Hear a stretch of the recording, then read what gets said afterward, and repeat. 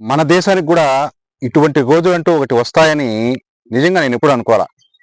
అవును. ఇప్పుడు అప్పుడప్పుడు సుప్రీంకోర్టు చేస్తున్న సంచలన వ్యాఖ్యలు చూస్తుంటే అదే అనిపిస్తుంది. మొన్నటికి మొన్న సహజీవనం తప్పు కాదు. పెళ్లి చేసుకోకపోయినా, చేసుకున్నా ఎవరితో అయినా కలిసి ఉండొచ్చు అని చెప్పింది.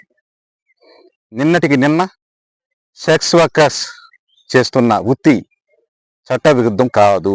వాళ్ళు స్వచ్ఛందంగా చేస్తే వాళ్ళని పోలీసులు అడగకూడదు, వాళ్ళ మీద కేసులు పెట్టకూడదు అని చెప్పింది. వాళ్ళకి ఆర్టికల్ 21 ప్రకారం వాళ్ళు ఏ పైనైనా చేసుకునే హక్కు వాళ్ళకి ఉంది అని చెప్పింది.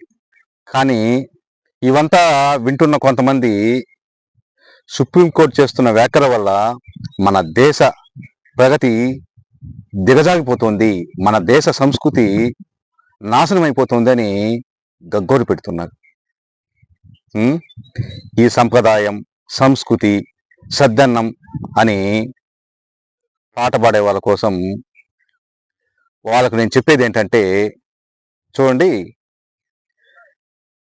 పొట్ట కూటి కోసం పడుపు కూతి చేస్తే మీకొచ్చిన నొప్పి ఏంటి? అసలు మీకేం బాధ చెప్పండి? నీకంత జాలి దయ ఉంటే, వాళ్ళు ఆ పని చేయకూడదు అనుకుంటే వాళ్ళని ఆదుకోండి, వాళ్ళకి అన్ని అవసరాలు తీర్చండి, అప్పుడు వాళ్ళు ఆ పని చేయరు. కానీ మీరు ఆదుకుంటాగా? పైసా కూడా సహాయం చేయరు.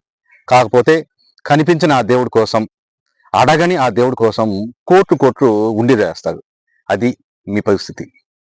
ఇక సహజీవనం అంటాగా ఎవరితో అయినా మేజర్ తిగాక కలిసి ఉండొచ్చు అని చెప్పింది. అవును, కలిసి ఉండొచ్చు. ఇష్టం లేకపోతే ఎవరి దారిన వాళ్ళు చూసుకోవచ్చు.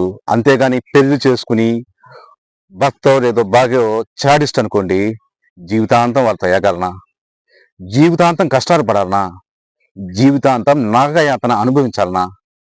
ఏ సంప్రదాయం చెప్పింది? ఏ సంస్కృతి చెప్పింది ఈ విధంగా? ఇవన్నీ మనం సృష్టించుకున్నవి. మీ మధు.